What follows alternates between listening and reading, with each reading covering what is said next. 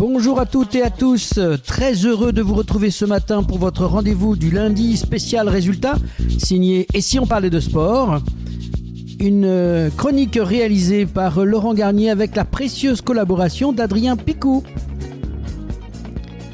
Et on va remonter ensemble le fil de l'actualité sportive de cette semaine écoulée du 18 au 24 août. Cette semaine, ce sont les femmes qui mènent la danse sur la planète sport.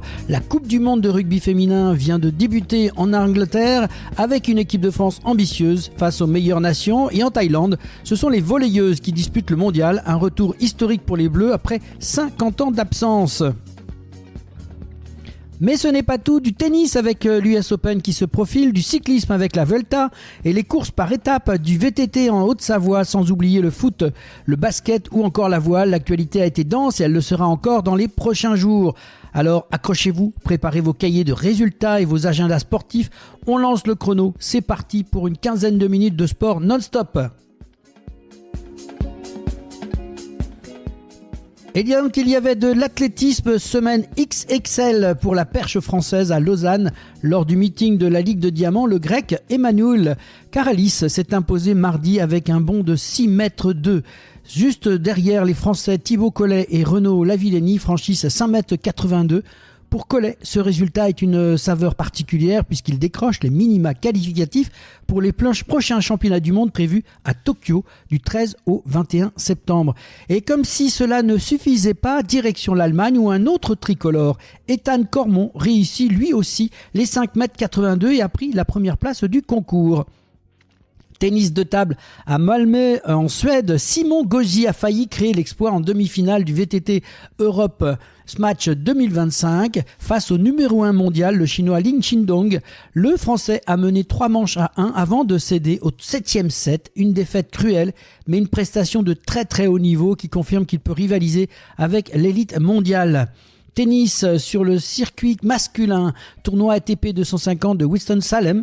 Giovanni Mpetshi-Perricard s'arrête en demi-finale. Il s'incline contre le néerlandais Botic van den Zandschulps en 6-4, 7-5. Sur le circuit féminin, tournoi WTA 250 de Cleveland, Elsa Jacquemot s'arrête, elle, en quart de finale. Défaite après un gros match contre l'américaine Anne Lee, 6-1, 5-7 et 6-1. Enfin, place au dernier grand chelem de l'année. On va débuter avec cette US Open à New York et 4 de nos Français passent le premier tour. Adrian Manarino, Arthur Rinderknecht, Hugo Blanchet et Benjamin Bonzi.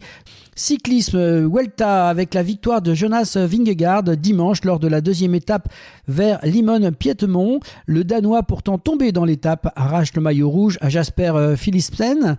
Abandon en revanche pour Guillaume Martin Guyonnet chez nous pour nos Français.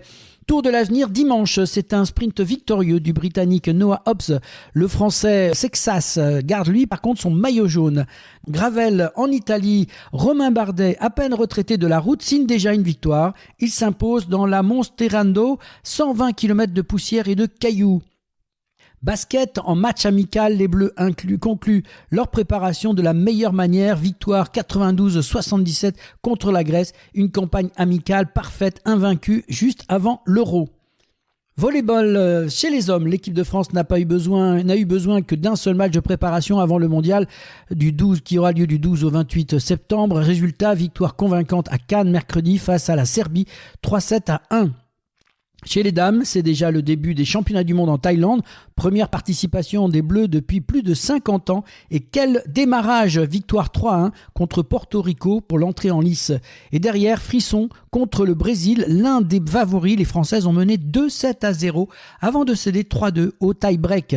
Même si la victoire échappe, la performance est remarquable et annonce un tournoi prometteur. Football, en Ligue de Conférence, Strasbourg et Brøndby se quittent sur le score de nul de 0-0 à la Méno. Tout se jouera donc au retour au Danemark.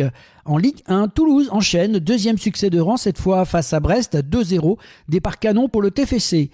En Ligue 2, 3 grimpe à la deuxième place grâce à une victoire étriquée mais précieuse face à Montpellier, 1-0 réduit à 10, une bonne partie de la rencontre. Rugby à 7, c'était le deuxième étape du Super Sevens et Monaco poursuit sa domination après Mont-de-Marsan. Nouvelle victoire samedi à Dax, 14-0 en finale contre Montpellier. Rugby à 13, Super League, les Dragons catalans réagissent parfaitement après une période plus difficile. Large victoire 38-4 contre Castleford. En Championship, le Toulouse Olympique 13 s'incline de peu à domicile, 8-16 face au York Knights. Rugby, Coupe du Monde féminine en Angleterre, c'est parti. Le mondial de rugby, l'ouverture du mondial 2025 féminin a eu lieu ce week-end en Angleterre. Aucun cadre n'a raté la première marche. Pour le premier match à Exeter, les Bleus s'imposent 24-0 contre l'Italie. Solides en défense, elles ont parfois manqué de tranchant offensif, ce qui leur coûte le bonus. Mais l'essentiel est assuré, une victoire nette pour entrer dans la compétition. Dans les autres résultats de la première journée, poule A, l'Angleterre impressionne face aux États-Unis 69-7, l'Australie 73-0 contre les Samoa. Poule B, l'Écosse domine le Pays de Galles 38-8, le Canada surclasse les Fidji 65-7. Poule C, l'Irlande bat le Japon 42-14, la Nouvelle-Zélande survole l'Espagne 54-8 et enfin la poule D, on l'a vu, la France donc contre l'Italie et l'Afrique du Sud qui corrige le Brésil 66-6. Des scores parfois très larges qui confirment l'écart entre les nations majeures et les outsiders, mais la France, elle, est bien dans la course. La voile maintenant dans le The Ocean Race Europe, victoire française, biotherme de Paul Meillat remporte la deuxième étape de Portsmouth-Carthagène en 5 jours, 10 heures, 53 minutes et 49 secondes. MotoGP, enfin, du côté des moteurs, au Grand Prix de Hongrie, Marc Marquez plane sur le week-end, sprint victorieux samedi, puis course dominicale dominée de bout en bout devant Pedro Acosta et Marco Bezzecchi. Côté français, Fabio Quartararo termine 10e, tandis que Johan Zarco a chuté et abandonné. Voilà pour ce tour complet de la semaine écoulée, et maintenant on vous propose un cap sur les grands rendez-vous qui vous attendent du lundi 25 au dimanche 31 août. Du 21 au 31 août, VTT, Coupe du Monde en Haute-Savoie, cross-country, enduro et descente.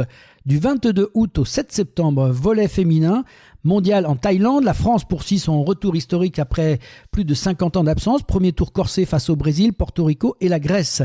Du 23 au 14 septembre, cyclisme, la suite du Tour d'Espagne qui a démarré donc dimanche, la Vuelta, la dernière grande boucle de la saison.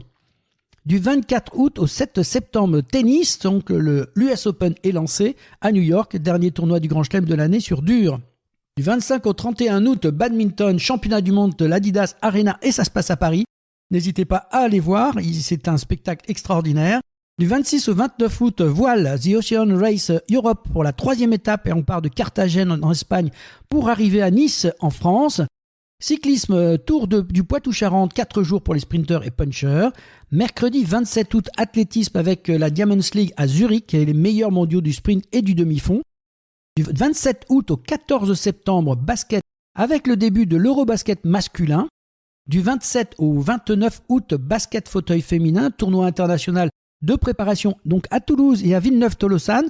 Avec l'équipe de France, la Suisse et le Toulouse Iron Club, c'est une entrée gratuite. Allez voir, c'est un spectacle aussi superbe et pour aussi encourager notre équipe de France. Jeudi 28 août, Eurobasket masculin, donc avec notre première journée, Belgique contre la France. 30 août au 14 septembre, VTT, championnat du monde UCI de cross-country, descente et enduro à Valais en Suisse. Du 30 au 31 août, Formule 1, Grand Prix des Pays-Bas à Zandvoort. Rugby à 7, Super Sevens, 3e étape du circuit français à Pau. Vendredi 29 août, football avec la Ligue 2, 3e journée, Montpellier affronte Amiens, Rodez, Boulogne-sur-Mer. En rugby Pro D2, première journée, Biarritz affrontera Béziers, Aurillac, Carcassonne et Mont-de-Marsan contre Montgolemier. Samedi 30 août, Eurobasket masculin, 2e journée, la France rencontre la Slovénie. Rugby à 13, Super League, les Dragons catalans affronteront Warriors. Cyclisme féminin, le Lorient Agglomération qui est une épreuve World Tour. Dimanche 31, football Ligue 1, 3e journée, Toulouse rencontre sur son terrain le Paris Saint-Germain. Eurobasket masculin, 3e journée avec Israël-France. Cyclisme Bretagne classique, une épreuve du World Tour.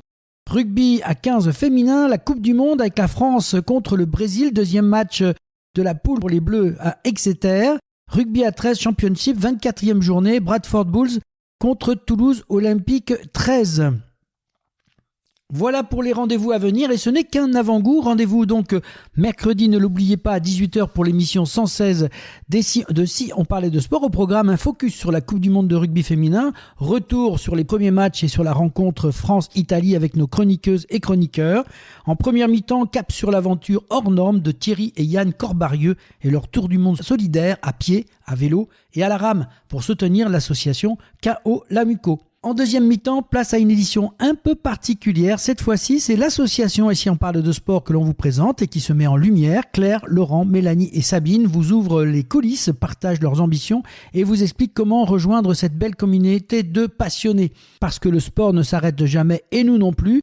Un petit clin d'œil appuyé à Adrien Picou qui m'a bien aidé pour la réalisation de ce rendez-vous spécial résultat. Rendez-vous mercredi 18h sur vos plateformes de podcast et réseaux habituels. Et si pour une fois on parlait un petit peu de nous, bonne semaine à tous et rendez-vous à lundi prochain pour de nouvelles informations. Et allez les Bleus!